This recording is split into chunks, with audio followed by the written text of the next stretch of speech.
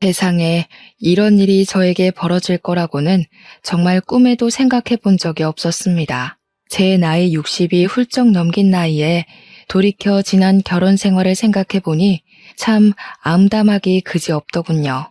당시에는 행복하게만 살고 있는 줄 알고 제 인생은 남들보다는 꽃밭이구나 하고 생각했었는데 그게 전부 제 착각이었다는 걸 알게 되었습니다.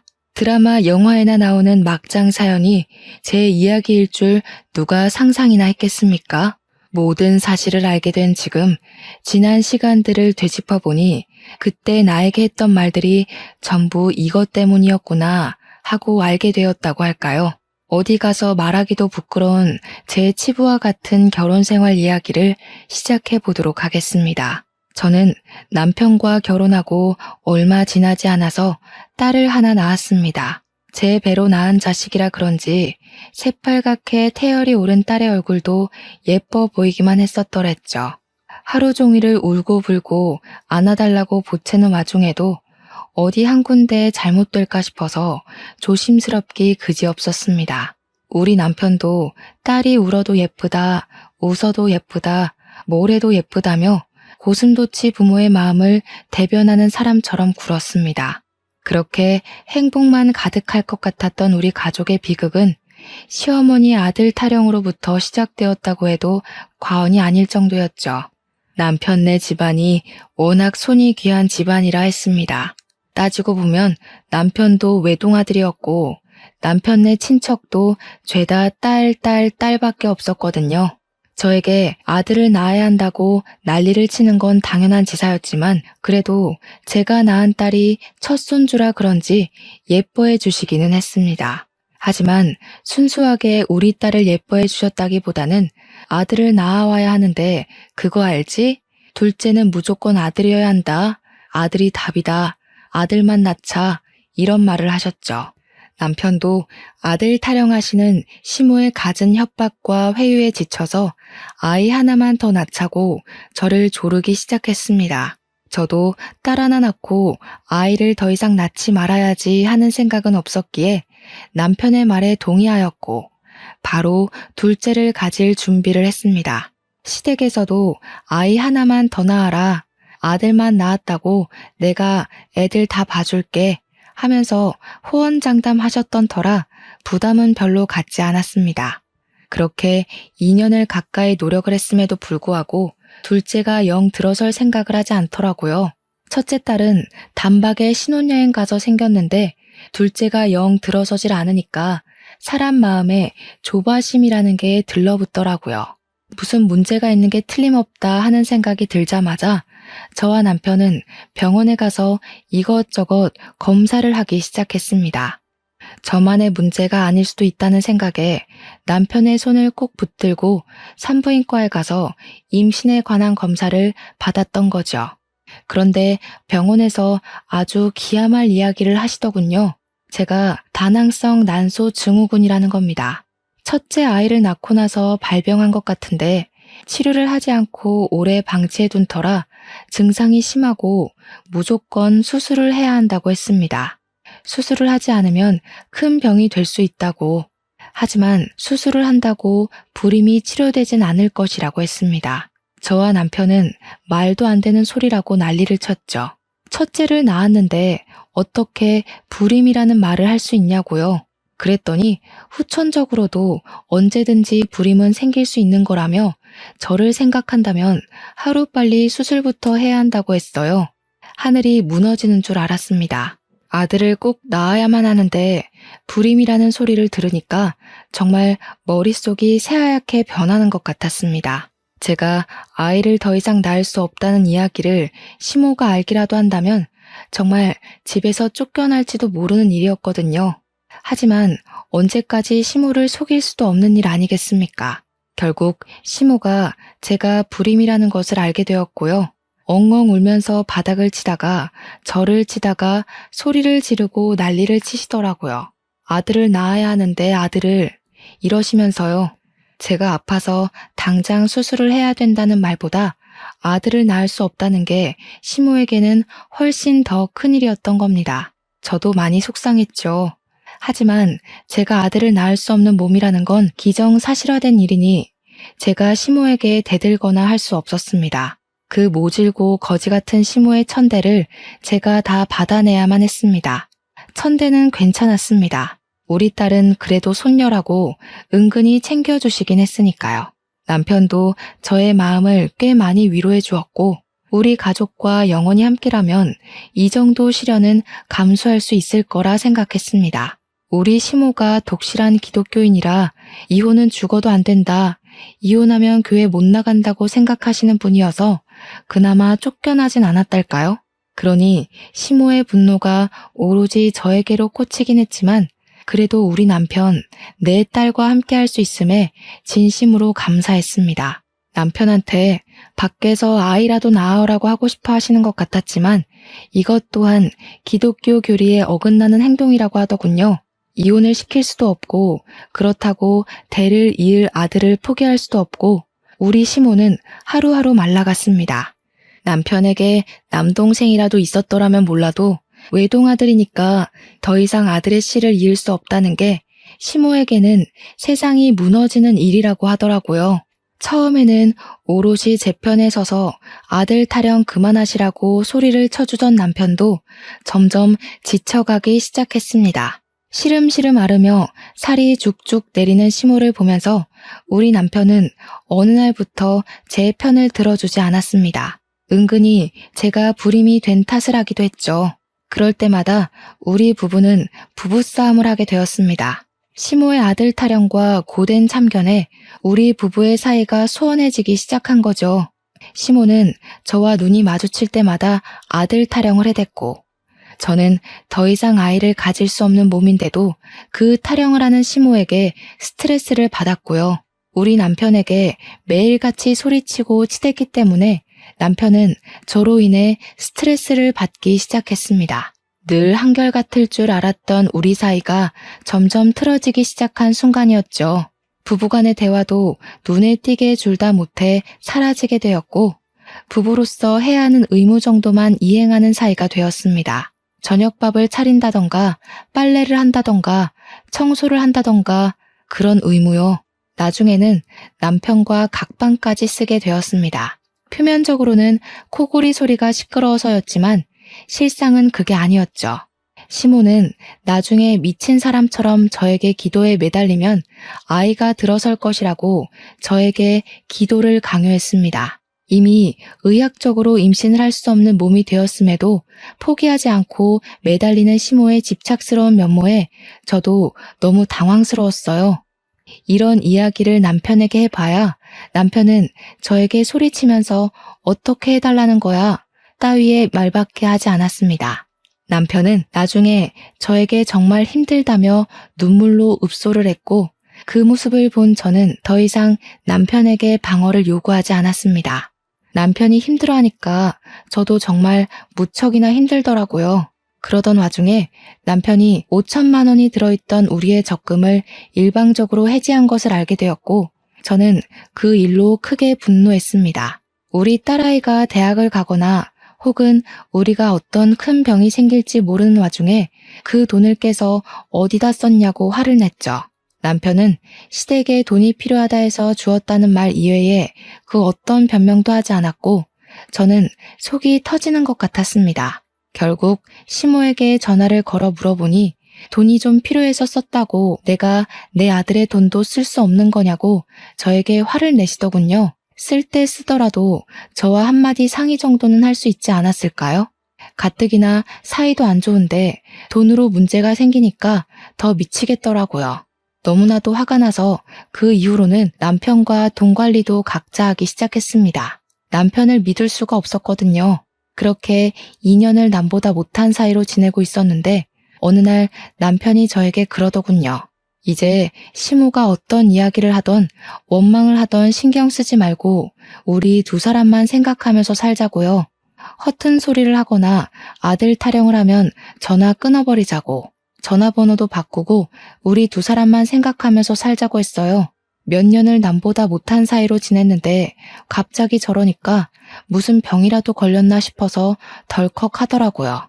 당신 죽을 병 걸렸냐고 물어보니까 그런 거 아니라고. 그냥 스트레스 받는 게 너무 싫고 그 스트레스 때문에 우리가 왜 멀어져야 하는지도 모르겠대요. 그러면서 저에게 화해의 손길을 먼저 내밀어준 남편을 보면서 저는 너무나도 감동을 받게 되었습니다. 살얼음판 같았던 집구석이 그 한마디, 그 손길 하나로 사르르 녹는 것 같은 착각이 들 정도였습니다. 그때라도 제가 무슨 일인지 꼼꼼하게 파헤쳤어야 했는데 너무나도 바보같이 감언이설에 넘어가고 만 것이죠. 물론 하루아침에 좋아질 수 없는 관계였기에 남편과 저는 무한한 노력을 해야 했습니다.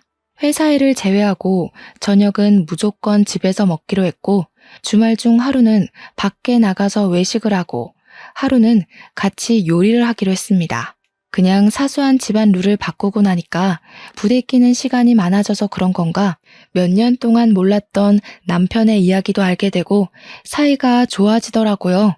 맨날 양말을 뒤집어서 놓던 우리 남편에게 세탁기 사용 방법을 제대로 알려주고 세탁기는 앞으로 남편 담당이라고 못을 박았더니 무슨 일이 일어났는지 아세요? 남편이 양말을 곱게 벗어서 세탁실에 두더라고요. 자기가 해보니까 뒤집어서 세탁기에 넣는 게 잘못된 일이라는 걸 알게 된 거죠. 그렇게 시간을 보내다 보니 서로에게 생긴 새로운 습관이라든지 회사 일이라든지 친구 사이의 일 같은 것도 속속들이 알게 되었습니다. 몇 년을 함께 살면서 다 아는 것 같았던 상대에게 새로운 모습이 발견되니까 신기하면서 신혼 같은 느낌이 들더라고요. 우리 딸도 처음에는 아빠를 어려워하곤 했었는데 지금은 남편과 둘도 없는 친구 사이가 되었습니다. 늘 집에 돌아오면 방에 틀어박혀서 나오지 않던 남편이 딸아이와 인형 놀이를 하고 같이 공주 옷을 사러 가기도 하고 하니까 우리 딸도 정서적으로 많이 성장할 수 있는 계기가 되었던 것이죠. 항상 눈치만 보던 딸이 해맑게 웃으면서 양쪽 손으로 저와 남편의 손을 잡아주기도 하고 참 많이 밝아졌습니다. 우리 딸이 우리도 모르게 우리의 눈치를 보면서 자랐다는 걸 알게 되고 남편과 저는 서로 붙잡고 참 많이 울었습니다. 그러던 어느 날 급하게 시모의 호출을 받고 시댁으로 향하게 되었습니다. 저와 남편 그리고 딸까지 함께 불렀기에 달려갔어요. 남편과 저는 이렇게 단호하게 호출 연락을 받은 적이 없기에 많은 걱정을 하면서 시댁에 도착했습니다. 그런데 시모가 웬 3, 4살 정도 된 아이를 안고 한숨을 푹푹 내쉬면서 문을 열어주시는 게 아니겠습니까? 남편과 저는 당황해서 이 아이가 누구냐고 물어봤습니다. 저는 시모한테 어머님 아이 낳으셨어요? 하는 말도 안 되는 소리를 했죠. 그랬더니 시모가 어휴 어쩌냐 진짜 하면서 계속 한숨만 내쉬고 계신 거예요. 무슨 일이냐고 보채서 물어보자 시부 친척네 아이인데 그 친척 일가족 전부가 건물 붕괴 사고를 당해서 아이만 덜렁 남았다는 겁니다. 그때쯤 건물 붕괴 사고가 큰 건이 하나 있었거든요. 애만 덜렁 살아남은 것도 좀 이해가 안 가긴 했지만 시모의 안색이 너무 좋지 않아서 자세하게 물어볼 수도 없었죠. 아무튼 시모 말이 자기는 늙어서 더 이상 이런 아이를 키울 자신도 없고 핏줄은 핏줄이니까 맡아주기는 해야 할 것 같으니 우리 보고 입양해서 키우라는 겁니다. 저는 정말 마른 하늘에 날벼락을 몇 번이나 맞는 건지 남의 애를 입양해서 데려다가 키우라는 말에 졸도하는 줄 알았습니다. 우리 남편은 놀랐는지 아무 말도 못하고 입만 떡하니 벌리고 있더라고요. 그러면서 죽어요? 얘네 가족이 죽었다고요? 이 말만 하는데 시부 친척이라고 했지만 남편이랑도 아는 사이 같았습니다. 저는 멘탈이 완전히 바스라져서 우리 보고 키우라고요? 하면서도 더 이상 다른 말이 나오지가 않더라고요. 몇 살이냐고 물어보니 시모가 조심스럽게 3살이라고 이야기를 하는데 막막한 겁니다. 제가 보육원에 보내야 하는 거 아니냐고 물어보니까 시모랑 시부가 어떻게 핏줄을 보육원에 보낼 수 있냐고 강경하게 이야기를 하더라고요. 시부 친척이면 핏줄이라고 해도 좀 연한 핏줄 아닌가 싶었지만 떡하니 아들이니까 손이 귀한 집에서는 잘 됐구나 싶었을 수도 있죠 뭐. 남편과 저한테는 딸밖에 없었고 피가 섞인 아들이라고 하니 시부모 입장에서는 이게 웬 떡이냐 싶었던 거죠. 저는 솔직히 더 나쁜 년 되기 싫어서 입을 꾹 다물고 남편만 하염없이 쳐다보았어요. 남편 입에서 거절의 말이 나와주기를 기다리고 있었는데 우리 남편도 결정을 내리지 못하고 고민만 하고 있더라고요.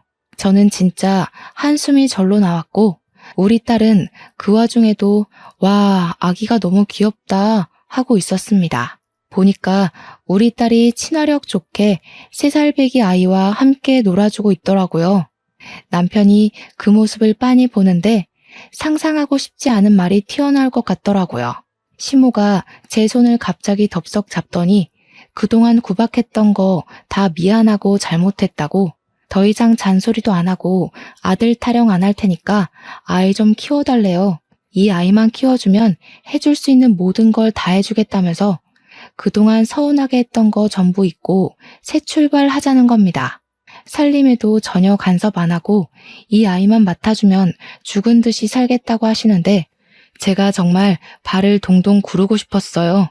우리 시부까지도 나한테 부탁한다고 조심스럽게 이야기를 하는데 저는 남편만 보고 있었습니다. 한참을 고민하던 남편이 저를 딱 보더니 그러대요. 아이를 키우고 싶다고 하는 겁니다. 어차피 우리도 둘째를 가지려고 했으나 몸에 이상이 생겨서 아이를 갖지 못한 거 아니냐고 저를 설득하는 거예요. 우리 딸이랑도 3살 차이 나는 아들이니 나이 차이도 좋지 않겠냐고. 둘이 잘 노는 거 보니까 오히려 딸한테도 좋을 것 같대요. 그렇게까지 이야기하는데 제가 더 무슨 말을 할 수 있었을까요? 자세히 보니까 시부 핏줄이라 그런지 시부의 얼굴도 보이는 것 같고 남편의 모습도 보이는 것 같고 우리 딸이랑도 잘 놀고 결국 떠안듯이 애를 데리고 집으로 돌아오게 되었습니다. 남편은 별 고민 없이 아이가 집으로 오자마자 육아용품들을 사러 가자고 했고 당장 필요한 아이의 용품을 사오게 되었습니다. 갈아입을 내복조차 없었으니 하나하나 새로 준비를 해야 했어요. 아이를 위해 쓰라며 시부가 200만 원을 보내주기도 했습니다. 그날부터는 입양 절차를 알아보기 시작했고 남편은 진짜 우리 아들처럼 잘 키워보자고 딸 하나 아들 하나 이상적인 가족 아니냐고 끝까지 저를 설득했습니다. 이미 입양 절차까지 끝냈으니 저도 결심을 했죠. 우리 딸처럼 우리 아들로 키우겠다고요. 그런데 좀 어이가 없는 상황들이 발생하기 시작했어요. 우리 딸이야말로 내 배로 낳은 우리 핏줄이고 아들은 뭐 솔직히 말하면 제 피가 섞인 건 아니니까 남의 핏줄이나 다름없잖아요. 그런데 시무랑 시부는 물론이고 우리 남편까지도 아들이라고 오로지 아들이라는 이유만으로 너무 편애하듯이 챙기는 겁니다. 우리 딸이 인형놀이를 하자고 다가와도 아들이랑 자동차를 가지고 놀고 있으니 제가 고운 시선으로 아들을 볼 수가 없더라고요. 저도 참 못난 사람이죠. 이게 바로 새엄마의 고충인가 싶으면서도 그래도 우리 딸을 더 예뻐해줬으면 싶더라고요. 제가 점점 딸에게만 신경을 쓰게 되고 마음이 기울게 되니까 아들은 점점 더 남같이 느껴지고 저도 모르게 아들의 실수를 눈감아주지 않고 싸늘하게 대하게 되고 예뻐 보이지도 않더라고요. 이게 바로 차별이라는 거잖아요. 아무것도 모르는 3살짜리 애한테 대놓고. 그래서 제가 마음을 고쳐먹기로 결심했어요. 애들이 크는 동안 정말 차별하지 않으려고 무던한 노력을 해야 했어요. 특히 의사소통이 가능해진 시점부터 더욱 신경 써야 했습니다. 딸이랑 아들의 식성이 전혀 달라서 서로 좋아하는 반찬을 고루고루 해주는 것도 무척이나 중요했고요. 사달라는 장난감도 놀이 취향이 달라서 엇갈려도 2개를 꼭 손에 각각 들려주려고 노력했습니다. 일부러 새엄마라서 그렇지 뭐 라는 소리를 듣지 않으려고 제가 아들에게 얼마나 신경을 썼는지 몰라요. 워낙 어릴 때 입양을 해서 그런지 아들도 저에게 엄마 엄마 하면서 잘 따라다니고 저에게 애정도 주고 했고요. 그렇게 우리 아이들이 초등학생이 되고 중학생이 되고 하는 동안 우리 가족에게는 많은 일이 있었습니다. 첫째로 시부가 돌아가신 일이었습니다. 평소에도 지병이 있으셨는데 그 지병이 악화되어서 새벽에 갑작스럽게 눈을 감으신 거였어요. 장례식장에서 남편이 받은 충격이 어마어마했는지 거기다가 임종도 제대로 지키지 못했으니 더욱 마음이 아팠겠죠. 남의 가족들은 전부 시부가 그렇게 허망하게 가실 줄 몰랐던 터라 우왕좌왕했습니다. 우리 시모 또한 현실이 믿기지 않는다는 듯 그렇게 영정사진을 붙잡고 오열을 하셨어요. 우리 아들, 우리 손자놈 크는 거 보고 갔어야지 뭐 그리 급하다고 일이 빨리 갔냐고 하시는데 그 와중에 우리 딸 이야기는 없어서 서운했습니다. 두 번째로는 몇 년 뒤에 시모가 노화로 인하여 돌아가시게 된 일이었습니다. 눈을 감기 직전까지 인공호흡기를 달고 계셨는데 하염없이 저를 찾으셨다고 했어요. 저는 회사에서 일을 하다가 반차를 급하게 내고 병원으로 달려왔는데 시모가 정말 눈물을 뚝뚝 흘리시면서 쇳소리로 이야기를 하시는 겁니다. 싫었을 텐데 아이를 맡아 키워준 게 너무나도 고맙다면서 자기가 지은 죄가 많다고 다 용서해달라고 하셨어요. 그간 아들 타령하시면서 아들을 입양하기 전까지 저를 엄청나게 괴롭히시긴 하셨으니까요. 가는 길에 다 용서해주면 고맙겠다고 하시는데 그렇게 짜증나고 싫었던 시모가 죽기 전에 용서를 구하고 가니까 마음이라는 게 또 참 그렇더라고요. 가시는 길 내가 편안하게 가실 수 있게 용서를 해드려야겠다 싶었죠. 우리 시모가 끝까지 용서를 빌게 된 일에는 다른 이유도 있었어요. 죽기 직전까지 우리 딸은 쳐다도 보지 않고 아들만 챙겼기 때문이에요. 우리 딸에게는 용돈 10,000원도 쥐어줘 본 적이 없으면서 아들한테는 아들이고 또 부모이러 불쌍한 애라면서 그렇게 잘해줬거든요. 가지고 싶은 거 먹고 싶은 거 있다고 하면 아들에게 다 사다 바치고 오죽하면 우리 딸이 저한테 넌지시 물어보기도 했어요. 엄마, 동생 말고 사실은 내가 주워온 애 아니야? 이렇게요. 그때마다 너무나도 속상했지만 딸아이에게 알아들을 수 있게 설명하는 게 더 힘들었습니다. 어떻게 말해도 우리 딸이나 아들에게 상처가 될 수 있는 말이 될 게 뻔했기 때문이었죠. 그런데 본격적인 차별이 시작된 게 시부모 두 분 모두 돌아가신 다음이라고 하면 믿어지시겠습니까? 우리 딸이 고등학생이 되고 첫 중간고사 성적표를 받아왔는데 성적이 나쁘지 않더라고요. 중간쯤에 위치하긴 했지만 학교 수업 외에 사교육을 받아본 적이 없던 터라 사교육의 힘을 빌리면 상위권도 가능할 것 같았어요. 그래서 저는 학원을 열심히 보내주기 시작했습니다. 누구나 똑똑하고 공부 잘하는 자식 갖길 원하잖아요. 학원만 잘 다녀도 서울에 있는 4년제 학교는 붙을 수 있을 것 같아서 열심히 공부를 시켰는데 아들이 갑자기 미술 공부를 하고 싶다고 하더군요. 그런데 미술이라는 게, 아니 예체능이라는 게 재료값이며 레슨비며 엄청나게 깨지잖아요. 그때 이미 저는 퇴직을 한 상태였고 남편 외벌이로 살고 있었는데 미술 재료값에다가 딸 학원비까지 생각을 하니까 막막하더라고요. 그래서 아들에게 미술이 왜 하고 싶은지 꼭 해야 하는 건지 물어봤습니다. 제가 그동안 보아온 실력으로 봐서는 미술에 큰 재능이 있어 보이지 않았거든요. 게다가 공부하는 담싸한 것 같은 모습을 보였기 때문에 더욱이 시키고 싶은 마음이 들지 않았습니다. 남편에게 상의를 했더니 남편이 애가 해보고 싶다고 하니까 한번 시켜보자고 하더라고요. 그래서 동네 학원을 등록해서 보내기 시작했어요. 동네 학원은 레슨비가 저렴하더라고요. 우리 형편에 비싼 학원을 보내줄 여유도 안 되고 하니까 아들도 이해해줄 거라고 믿고 있었습니다. 그런데 미술학원에서도 그저 그런 학생이었던 거예요. 특출나게 재능이 있었던 것도 아니고 취미반 정도의 실력이었던 거죠. 예고 입시반에 들어가고 싶다고 징징거리는데 실력이 안 되니까 예고는 꿈도 못 꾸는 수준이었고요. 학원에서도 아들에게 예고 입시반에 들어갈 실력이 안 된다고 말을 한 건지 아들이 이 학원 수준이 낮아서 자기 실력이 늘지 않는 거라고 하더라고요. 미술학원으로 엄청 유명하다는 학원을 알아왔다며 거기를 보내달라고 떼를 쓰기 시작하는데 학원비가 2배가 넘는 겁니다. 집에서 거리도 멀고 비싸서 못 보내준다고 했더니 아들이 그러는 거예요. 자기가 주워온 자식이라서 차별하는 거냐고요. 남편이랑 저랑 둘 다 엄청나게 당황을 한 거죠. 주워온 자식이라니 어디서 그런 소리를 듣고 하는 말이냐고 물어봤어요. 그러니까 아들이 그러더라고요. 누나가 말해줬대요. 제가 딸에게 네가 동생한테 주워온 자식이라는 이야기 했냐고 하니까 딸이 아니요? 하는데 얼굴 표정이 진짜 억울해 보이는 겁니다. 그러니까 아들이 딸한테 비아냥거리면서 와, 누나는 공부 말고 연기해야 되겠다. 연기자가 따로 없네. 이러더라고요. 남편이 아들 말만 믿고 화가 났는지 딸에게 처음으로 손찌검을 했어요. 저는 놀래서 이게 무슨 짓이냐고 소리를 질렀고요.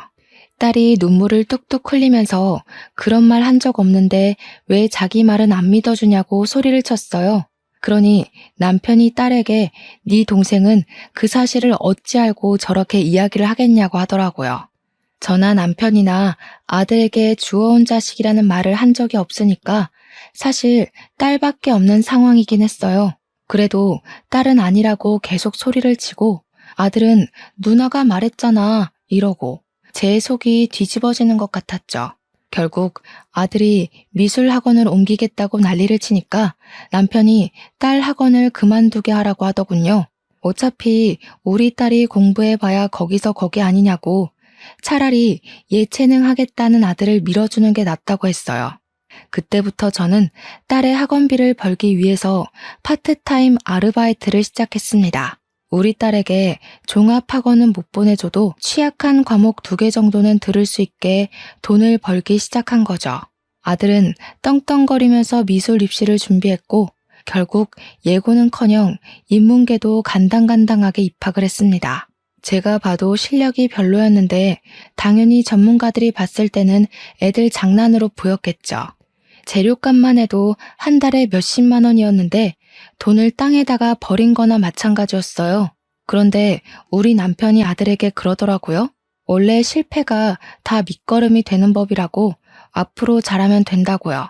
우리 딸은 그렇게 열악한 상태에서 공부하고도 서울에 있는 4년제 학교에 입학을 했습니다. 그런데 학교에 가려면 등록금이 필요하잖아요. 남편한테 우리 딸 등록금을 내야 한다고 하니까 학자금 대출을 받으라는 겁니다. 아들한테는 돈 아까운 줄 모르고 쏟아붓더니 정작 딸 대학 등록금이 없다는 게 말이 됩니까?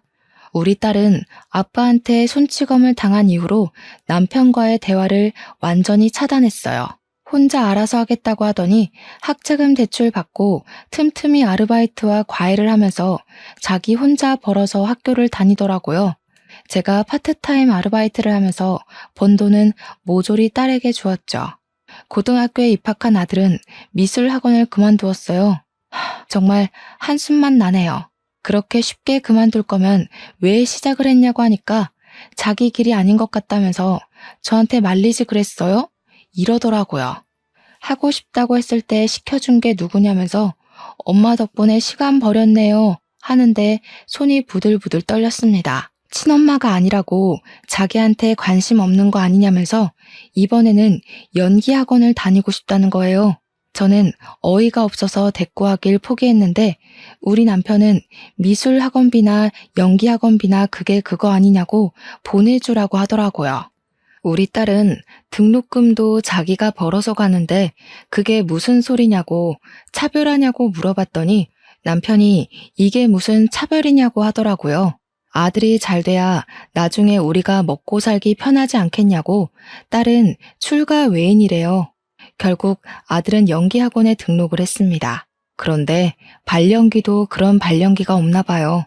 학원 선생님이 저한테 연락해서는 지방에 자리가 많이 남는 전문 대학교를 알아보는 게 좋겠대요. 그렇게 허송세월 보내고 대입에 성공했냐고요? 실패했죠. 예비번호 하나 못 받아오더라고요. 그랬더니 남편은 남자라면 재수도 한번 해보고 하는 거라고 팍팍 밀어주겠대요. 아들은 재수했고 재수도 실패했습니다. 그러고 나니까 남편이 대학이 또 전부는 아니랍니다. 그 사이에 우리 딸은 졸업을 했고 취업 준비를 시작했습니다. 토익도 보고 자격증도 따고 다 지가 벌어서 해낸 일이에요.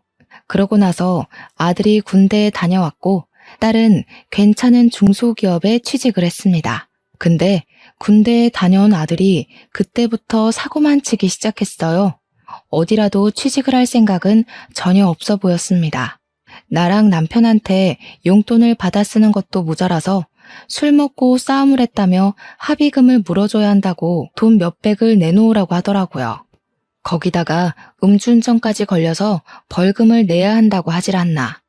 여자친구랑 싸우다가 열받는다고 손찌검을 해서 경찰서에 가질 않나. 진짜 말을 하고 싶지도 않습니다. 그래서 제가 남편에게 그랬죠.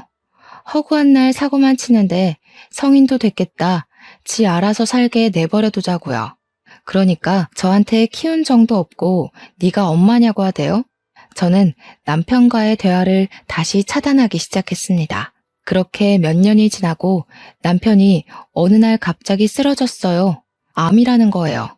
또다시 날벼락을 맞나 싶었는데 병원에서 그렇게 심각한 상태는 아니고 초기에 발견되어서 다행이라고 하더라고요. 그때부터 저는 병간호를 시작했습니다. 우리 딸은 남편에게 실망한 게 워낙 컸던 터라 초반에는 병실에 코빼기도 비추지 않았어요. 그런데 딸에게 오래 만난 남자친구가 있었나 보더라고요. 그 남자가 딸에게 그랬대요. 아버지에게 후회 없이 잘하라고요. 그 뒤로는 예비 사위랑 딸이 매일같이 찾아와서 남편 수발 드는 걸 도와주더라고요.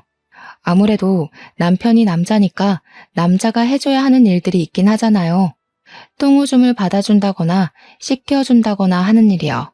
제가 일이 바쁠 때는 예비 사위가 와서 그 굳은 일들을 다 해주는 거예요.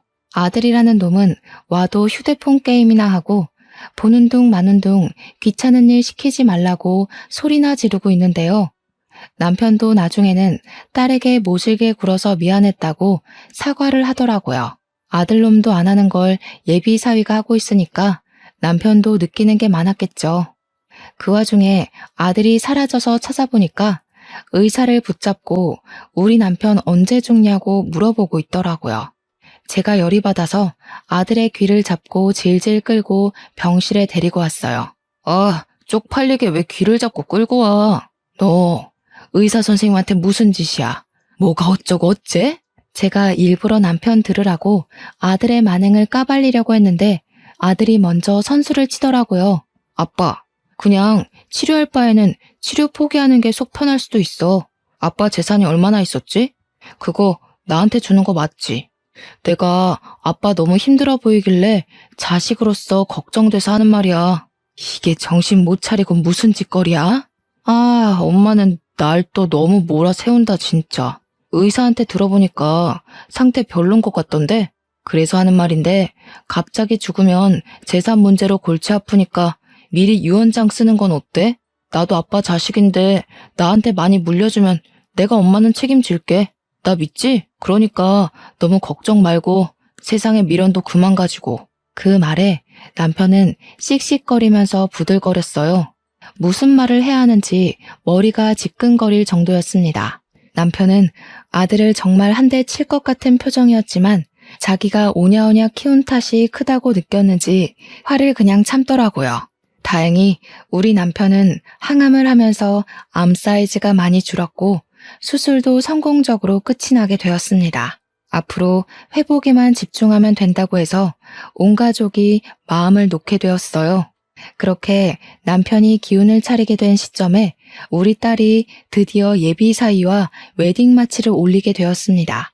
남편의 손을 잡고 버진로드를 걸어가는 순간부터 우리 딸이 눈물을 보이더라고요. 딸의 결혼식을 마치고 신혼여행을 가 있는 동안 남편은 집에 들어오지도 않는 아들에게 실망했는지 저에게 파양을 하자고 했습니다. 그렇게 해달라는 거 다 해주고 키웠는데 아빠 언제 죽어? 유산은? 이러니까 실망이 엄청나게 컸겠죠. 남편은 더 볼 것도 없다고 파양 소송을 걸었고 그동안 경찰서 들락날락하고 합의금 물어준 게 모두 소명이 되어서 파양 신청이 되었습니다. 아들은 그 소식을 듣고 찾아와 집을 아주 난장판으로 만들었어요. 역시 좋은 새끼는 필요 없다 이거지? 아주 부모랍시고 참견할 때부터 마음에 안 들었어. 어차피 나한테 부모 같은 거 필요도 없었으니까 내가 혼자 살 수 있게 마지막으로 원룸 하나만 해줘. 저는 안 된다고 말했지만 남편은 암 보험금 타고 남은 돈의 일부를 아들에게 해주더라고요. 화도 내고 달래도 받지만 남편은 강경했고 아들 녀석은 그 돈 받아간 이후에 일절 연락도 없고 찾아오지도 않고 깜깜무소식으로 지내더군요. 그렇게 시간이 또 몇 년 지나고 우리 딸은 아이도 낳고 행복한 가정을 꾸리며 누구보다 잘 살고 있었어요. 평화롭기만 한 우리 가족에게 또 한 번 시련이 찾아왔는데 그게 바로 남편의 암이 재발을 한 것이었습니다. 재발한 암은 처음과 다르게 빠르게 전이가 되었고 결국 남편은 시한부 선고를 받게 되었습니다. 우리 딸이랑 저는 정말 너무나도 속이 상했고 그 고통스러운 항암 치료를 또 겪어야 할 남편이 불쌍했죠. 그런데 남편이 그러더라고요. 연명치료 받고 싶지 않다고. 이만큼 살았으면 됐다고요. 우리는 남편의 그 뜻을 존중하기로 했습니다. 남편은 자기가 받는 연금 통장이랑 암 진단 보험금에 사망 보험금까지 합치면 먹고 사는데 큰 문제는 없을 거라고 했어요. 사람이 죽을 때 되면 변한다더니 왜 저러나 싶었습니다.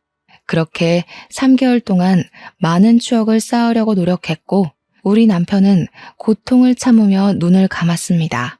저는 연락하지 않았지만 우리 딸이 어떻게 아들에게 연락을 했더라고요. 아버지 돌아가셨다고요. 장례식장에 찾아오라고 주소까지 적어줬다는데 3일장 내내 얼굴 한 번 안 비추더라고요. 파양하길 참 잘했다 싶었습니다. 남편이 남긴 집이며 보험금, 연금을 죄다 확인하니까 돈이 꽤 되더라고요. 딸에게 좀 주겠다고 했더니 저한테 노후 자금으로 쓰라고 양보를 했어요. 사위가 변호사라 자기네 돈 궁하지 않다고 하면서요. 저는 집을 팔아치우려고 했는데 그 집이 남편과 평생을 함께한 집이라 그런지 처분하기가 쉽지 않더라고요. 그 집에서 혼자 적적하게 남편을 추억하면서 지내고 있었습니다.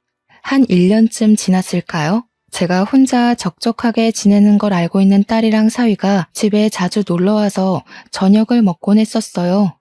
그날도 어김없이 손주들이랑 딸이랑 사위가 놀러와서 같이 저녁을 해먹고 있었는데 누가 집으로 찾아왔더라고요.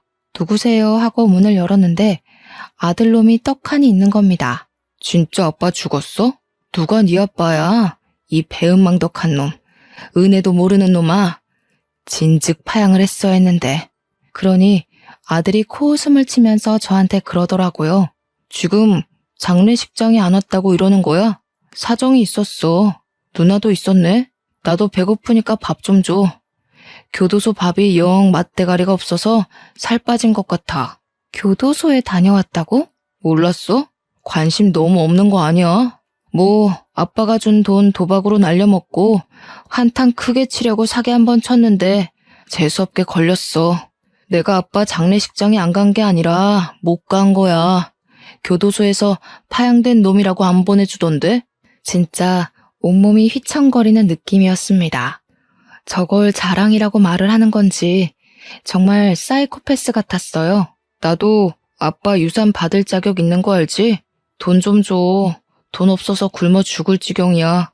딸이고 사이고 할 거 없이 너무 어이가 없어서 아들놈한테 무슨 개소리를 하는 거냐고 난리를 쳤습니다.